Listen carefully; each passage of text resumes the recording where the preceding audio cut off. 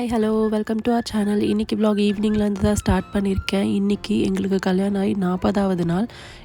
இந்த டைமில் வந்து என்ன பண்ணுவாங்கன்னா, எங்களுக்கு கல்யாணம் ஆனப்போ மடி நிரப்பியிருப்பாங்க தேங்காய் வச்சு. அந்த தேங்காவை வந்து 40வது நாள் வந்து எடுத்து உடச்சி அதில் வந்து பொங்கல் செய்வாங்க.